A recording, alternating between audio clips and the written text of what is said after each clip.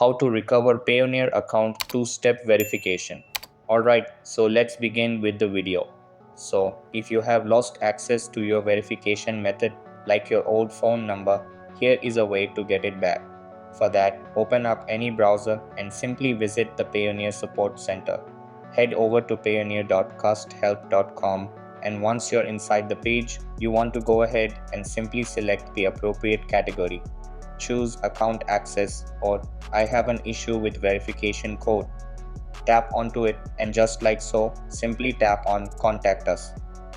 Now, inside this page, you want to go ahead and clearly state that you have lost access to your two-step verification method. Be concise and provide the necessary details.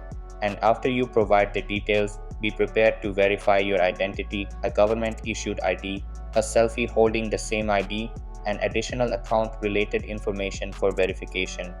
After providing the required information, go ahead and tap on Submit and wait for further instruction. And that's it.